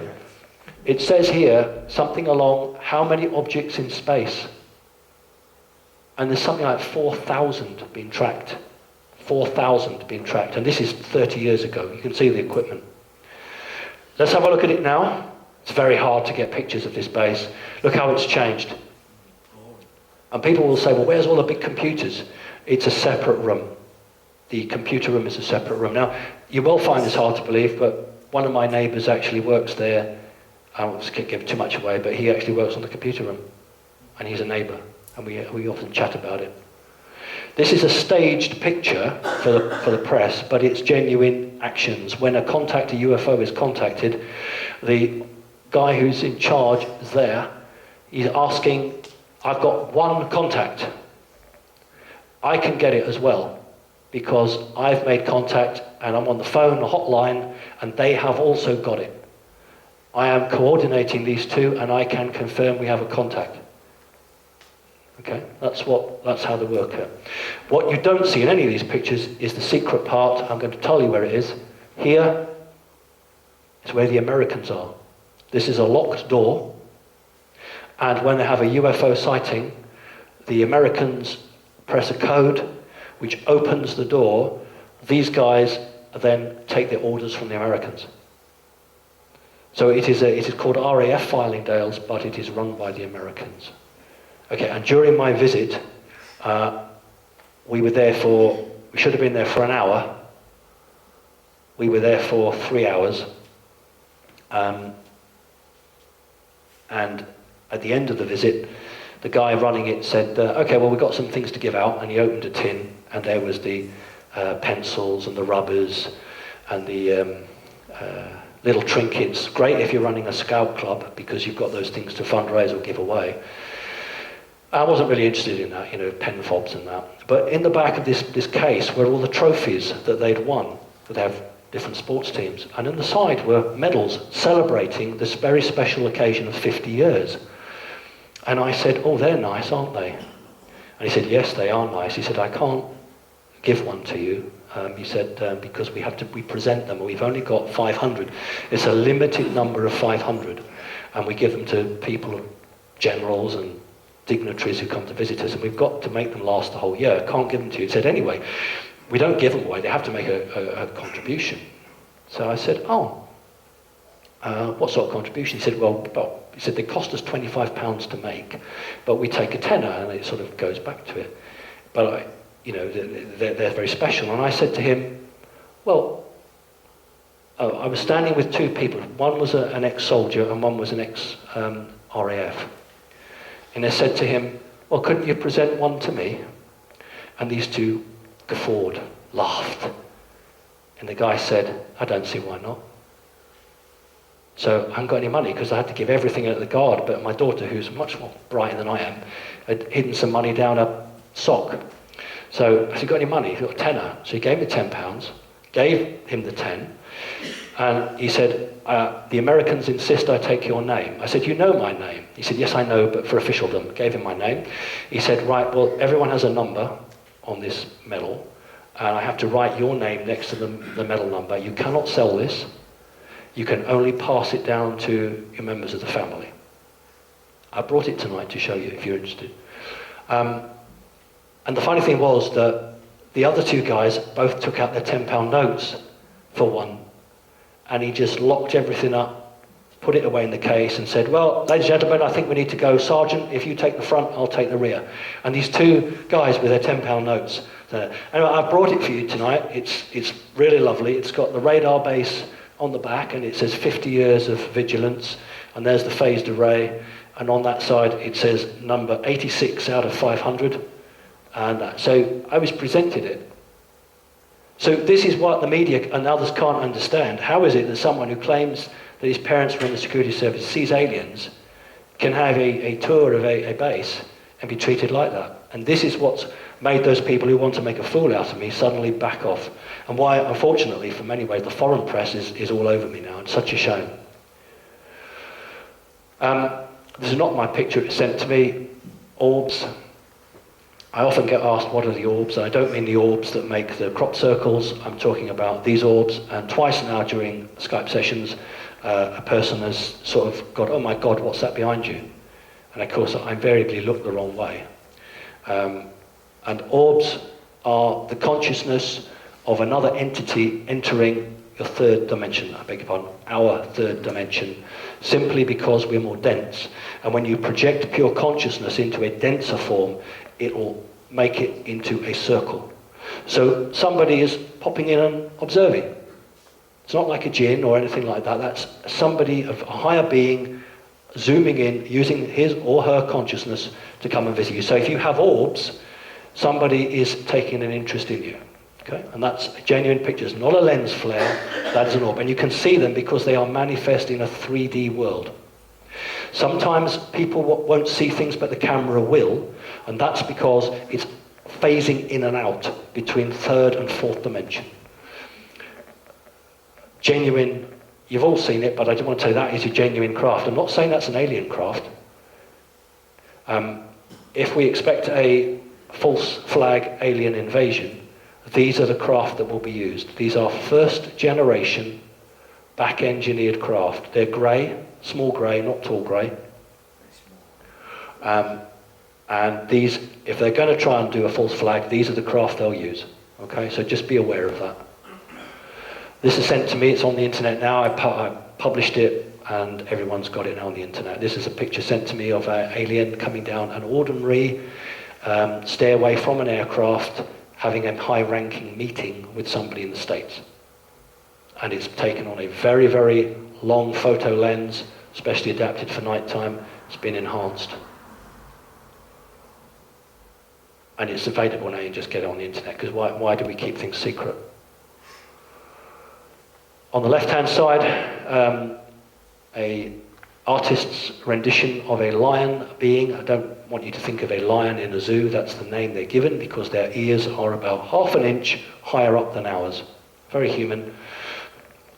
Longer face, look like a bit like a red Indian sometimes. And this is a drawing from a book. And on the right-hand side is my drawing of what I've seen. And the being makes a sign, which is a Illuminati sign, but it's the sign of the Great Pyramid. And these beings had a very important hand in the building of the Great Pyramid. We haven't got time to talk about the races, but perhaps next time I might. Our talk is drawing to a close. I can't say goodbye without talking about the birthday card and the interview. You may have seen the interview. I was on the morning breakfast TV show last year with Philip Schofield and Holly Willoughby. For small groups who are starting up, I don't charge. I only charge my fuel. For a bigger group like yours, I do charge something. But for the private sector, I make them pay. If they want me, then they pay for it because they can afford to. It's the people's money, let's get it back. But for small groups, any group under sort of 30, I don't charge. I go all over the country and I don't charge them. I only say pay my petrol because it shouldn't be about making money, really. Anyway, these people really wanted me and they paid me £500 for 20 minutes. That's how much they wanted me. And I thought it was a good chance because this was one of the largest viewed television programs in England. And it would be a great chance to get my story out without somebody, trying to make it difficult. I arrived at the studio and I was asked to do some drawings of the aliens. They wanted to put them up. I had two drawings, of course, Mum and Dad. The woman who was with me said they hadn't a clue what they were. I told her, took them away, came back and said, we are not allowed to show the reptilian drawing, but we can show the other one. That should be a very interesting point for you. The interview itself was excellent in the sense that Philip Schofield is an incredibly intelligent man. He understood about souls, he understood about Eastern religions, a very, very intelligent man. Holly Willoughby was perfectly fine. The interview was very interesting because I attacked a senior Conservative politician who had attacked me earlier. And when I got back home, I had a phone call from the Labour Party saying, next time you're going to attack a senior Tory politician, for God's sake, tell us so we can have the press boys ready.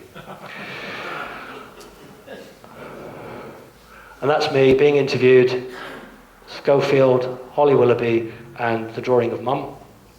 But they wouldn't put up a reptile, because that's just too near the truth in terms of power and influence. And now I'm told that I'm not going to be interviewed anymore by radio stations because I keep getting the better of them. Although Philip Schofield asked me to go back.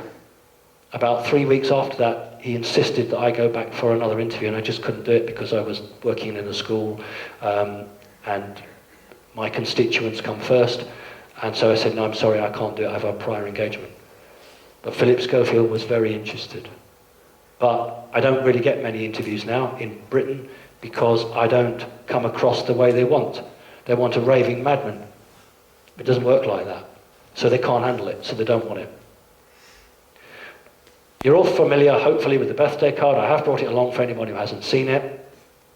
This is the birthday card that has my picture on it, although I have no memory of being on it. And whoever was sitting next to me has been airbrushed out and a big teddy bear put in there. Who in their right mind would buy a birthday card that said Sir Geoffrey was about to discover that bears don't just in the woods? And the story is that I was in a shop called Card Factory, and my wife was buying discounted wrapping paper in January, as you do, and I turned, and on the carousel was these pictures. You know the story because you've checked it out on the internet, and I'm sure you're familiar with it. But what I have done tonight, and not only have I brought the card, but I've brought my ID badge when I was a Labour councillor in London at the same time, because I have the same shirt on. Because people say to me, how do you know that's you? And I say, well, of course it's me, but prove it. Well, I have a picture here with the same shirt on. And when I was meeting a Tory government minister, I always meet these people, I have the same shirt on.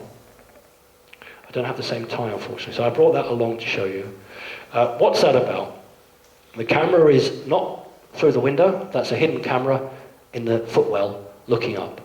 And this has been placed here by the security services to say, either we know what you're up to, I wish they'd tell me, because I don't, or you did a good job. I haven't a clue. Okay? So there were only 5 or 6 of these cards made, literally. And the only store that they were distributed in was the store where I live.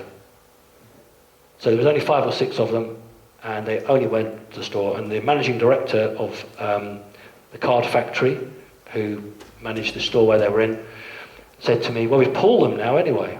And I said to him, well, is that because I made a complaint? And he said, no, he said they were a test run. And I said, well, how many have you done? Thinking they'd done thousands. And he said, well, we did, I think it's 5 or 6. I said, you only made 5 or 6. How do you know whether it's going to sell well if you've only done 5 or 6? His answer was, I'm only the managing director. That's honestly his reply. And I said, you're telling me you only made 5 or 6, and which store did you put them in? Your store. So I think that says a lot. I went to the press because I thought, I want pressure on the company. The company who hold the copyright are in America. What a surprise. I contacted them, and they said to me that the name for this person in the card is not the same name as me. So I said to them, you're telling me that's not me then? And the response was very telling. Oh no, Mr. Parks, we're not saying that's not you, but the name we've got for this person is not yours. To which I said, what are you going to do about it? And the reply was nothing, because English law doesn't touch us. So because of that, I went to the newspapers. I wanted the media to phone the company, which they did. And the editor of the Whitby Gazette then, John Stokoe was his name, phoned me at home and said, we've researched you, Simon, and I'm convinced your story is genuine. I've been to the other side, and they are just saying no comment. Do you want me to make this national? Because he said, I can. We can make a big story out of this. And I said, no, because this is security service stuff. And he said, you might be right. And I just thought I'd end with a tall grey, because we don't really hear about tall greys very much. There's a tall grey, very nice creature, very happy. Some tall greys are horrible. This particular one was very nice. I ended up being upset because it just wanted to observe me. I felt like an animal in the zoo. It didn't want to come and show me anything or discuss anything with me. It's what the Americans call coupon day. He had got the coupon to come and see me and have a chat with me. So that's it. That's the end of it. So thank you very much indeed. If you've got any questions, I'm more than happy to take them. I'm happy if it's a personal nature to exchange emails. But if there's any general questions now, I'd be really delighted to take them. Hi. A lot of what's been coming up recently, I've been looking at, is the star Sirius and Orion's belt. What has that got to do with all this, the pyramids and everything? No. If you were fortunate enough to actually go, not so much to the pyramid, but to some of the temples that contain the real burials of the pharaohs, you will find around that time, allegedly, lots of figures which Egyptologists claim to be men with masks on. From Sirius A, you will find beings that are portrayed with cat faces. Very, very prevalent with the building of the pyramids. What we would call the lion people, for want of a better word, originated from Orion, one of the Orion planets. Orion's very important, as is Sirius, because there's a very big star portal, stargate there.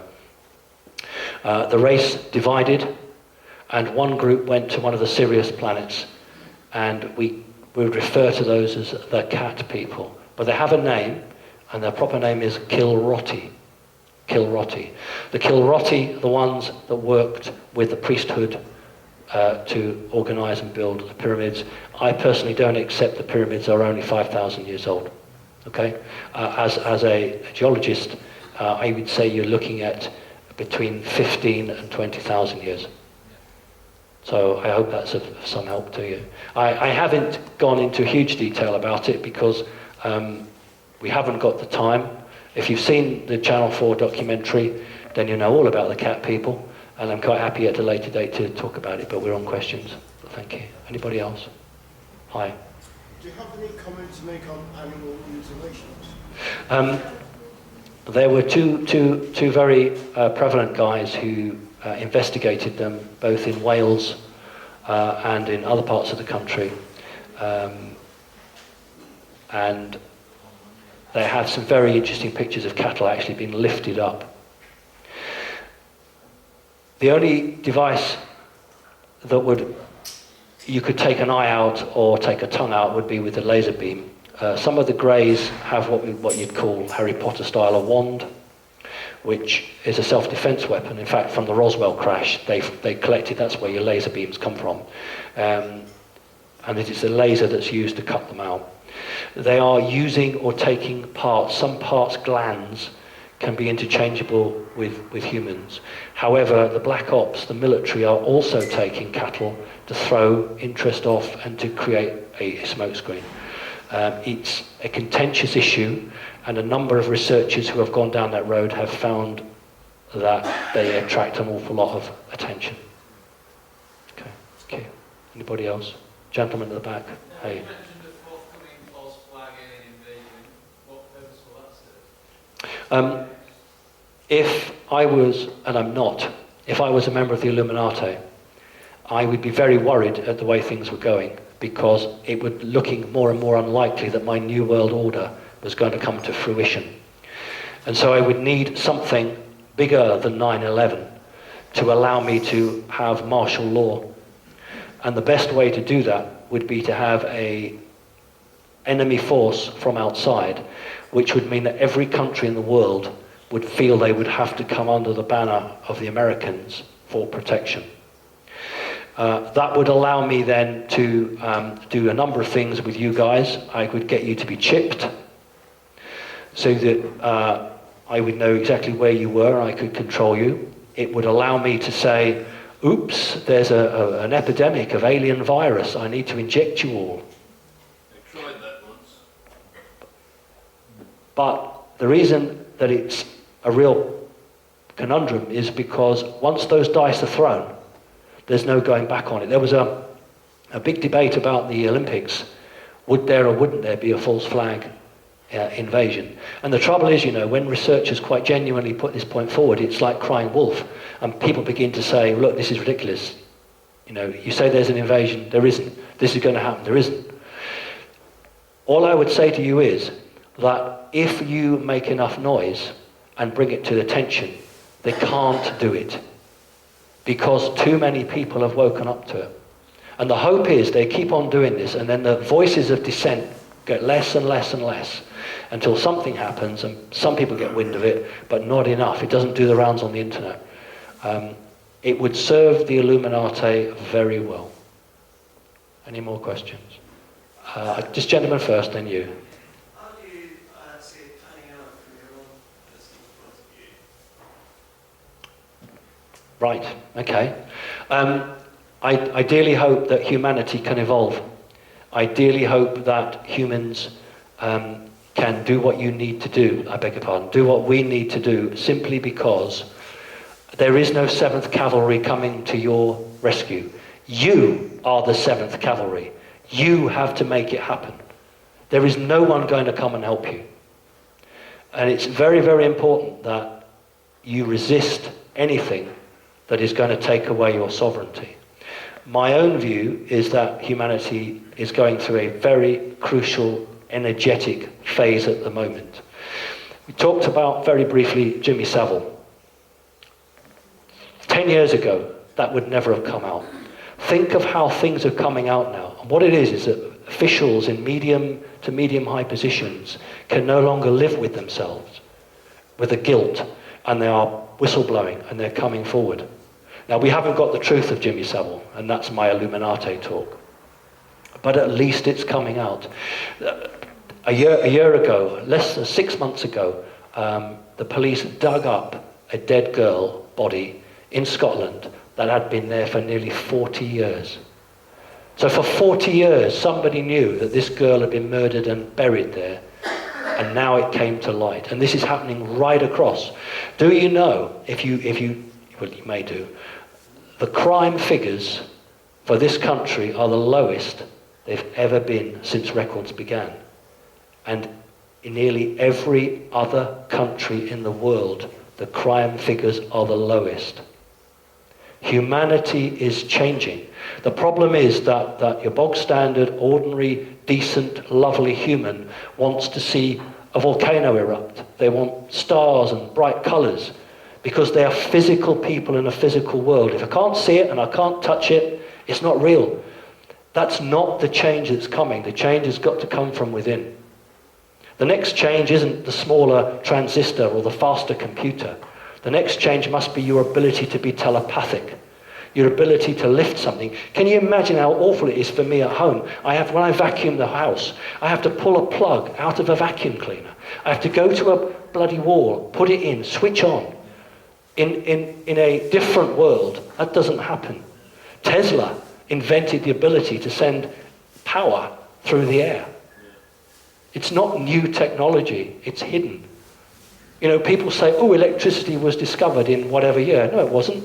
The Egyptians had electricity. That's how they electroplated things. How did they gold plate things? They used electricity. And in the Baghdad Museum, until it was stolen, was the original battery. And I have the great pleasure of having seen that in 1973. And it had lemon juice put in it, and it produced 1.5 volts. Anyway, that's another story. Anything else? Gentlemen. I've got loads of questions. One of them is, the most worrying thing that I heard you say was about this grid around the earth. Yep. That you say stops our souls going back to the source. Is that not normal? Is that not normal for that grid? Can we get rid of it somehow? Do you remember I showed you the pictures of Stone Age people? It's my contention that humanity has been on this planet a very long time, but at some point the DNA was completely tampered with to dumb you all down, to reduce your DNA strands down to 2, to take away your ability to be telepathic, so that you can't challenge the prison guards.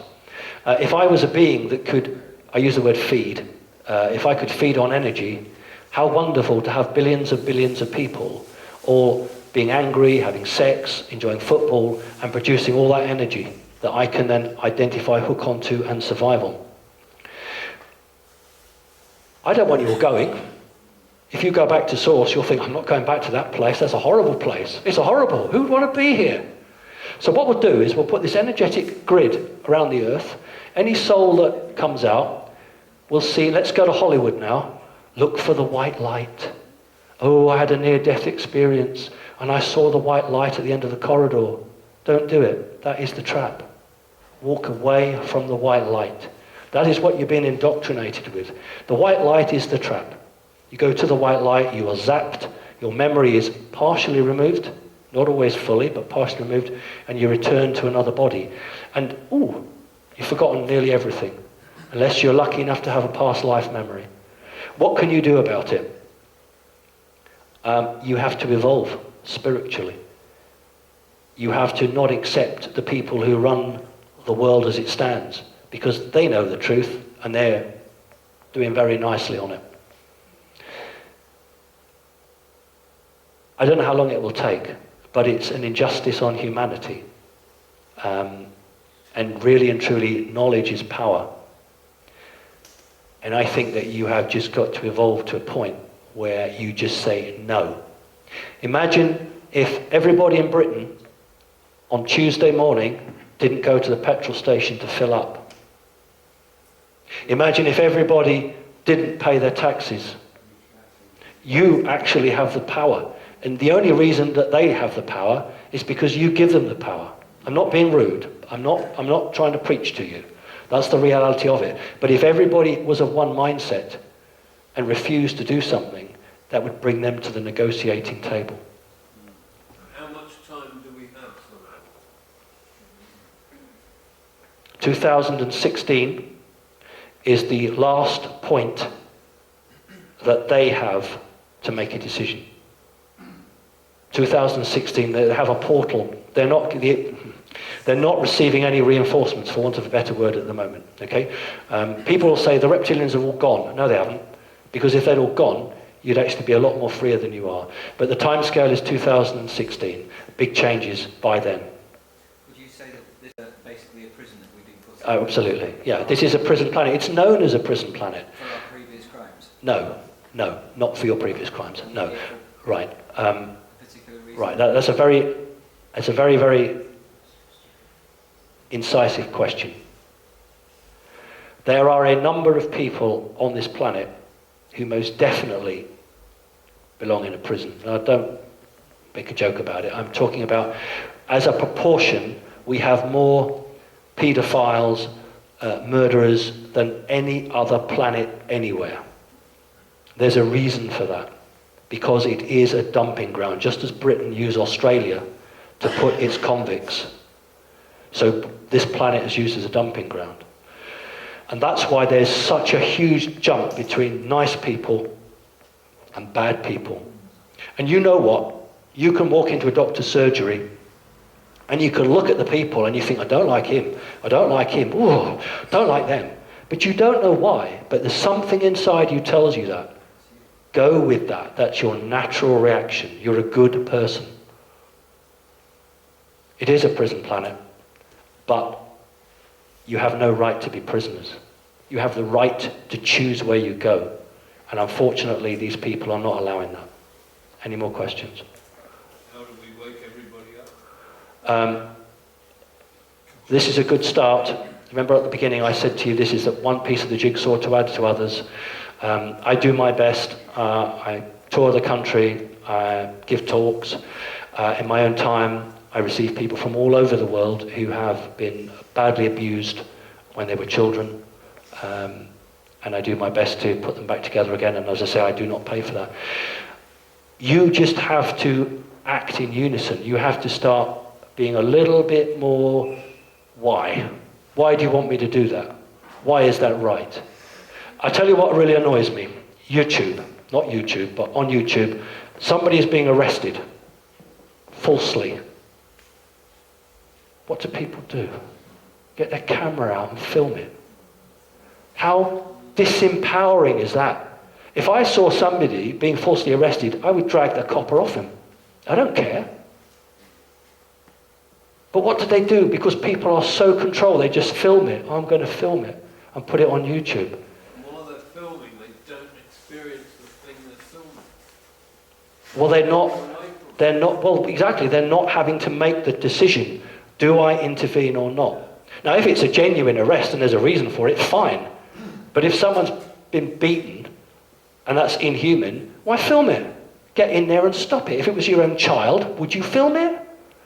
This is the trouble with humanity. It is so well controlled. One more story. I know you desperately wanted to go, but one more story. It's the one I wanted to say earlier. Right. I was going to keep it for probe, but it'll do. Control. How we are all controlled. Antiques Roadshow. Have you all seen Antiques Roadshow? You know what it is. Okay. It's the show where people pretend to be interested about the history of their object, and really they just want to know how much it's worth. Right? So this was a few months ago, and this lady had some lovely dolls. Did anybody see the one where the woman had the dolls? Please say yes, somebody. Did you? Or are you just saying that to make me feel happy? Yeah, there was one with Noddy. Right. I don't remember Noddy, but I think they were just saying that to be nice to me. This woman had some very, very expensive dolls. And as always, there's a group of onlookers. So the man starts talking about the history of the doll, and the person's going, yeah, get to the point, what are they worth? But you can't be rude. So she doesn't say that, but that's going through her mind. Anyway, one doll's worth 500, one doll's worth 600. They always leave the best one till last. Best one meaning best in terms of money. So we got to the last doll, and the guy says, have you got any idea how much it's worth? And she genuinely says, no, I haven't, I don't know. So he said, well, if it was to be sold at auction in the right place, this doll would sell between £15,000 and £20,000. Now, the point of the story is that the 20 or so people behind spontaneously went, why are they clapping? Did they clap a doctor that saved somebody's life? Did they clap a nurse who saved someone's life? What about the guy who's a wheelie bin and you think, oh God, I've forgotten Mrs. Brown 50 houses down, I'll go back and do that. Did anybody clap? No. Why are they clapping? That woman's not going to give them any money. That's how controlled they are. Money is important. Why does a man who works in a bank selling stocks and futures earn more money than a nurse who saves lives? Why does humanity value somebody who makes millions of pounds for shareholders much more than a nurse? It's because life isn't valuable. People are nothing but things to be taxed. That's the reality of a prison planet, ladies and gentlemen. I think we need to go, don't we? Is that the right time? Please, yeah. Can I ask one? Yeah, you're the thing. You should do. There appears to be a slow false flag event in progress, and that's the anthropological global warming, in my opinion. Bullshit. I'll probably get someone thrown at me out. I think they've run out of good quality terrorists, so they have the nice slow event, which is taking our time, it's taking up air time, it's taking our money. So that's my opinion. I won't be telling anybody anymore, but this is what I think. I'm going to do a little talk on this in the future. So it's not a question, it's just a statement, right? It's fine, okay. I don't want to cause you any aggro. Yeah. I don't necessarily agree with that, but that's fine. Yeah. Listen, I just want to say thank you ever so much. You are a great bunch of people. You are very knowledgeable. What you're doing is right. Please learn, please study. Only believe yourselves. Think and ask yourself what is the right way to go. You are sovereign, you are yourselves, and it's very important that you keep that strength. Whatever happens in the future, believe your own truth. Thank you very much indeed.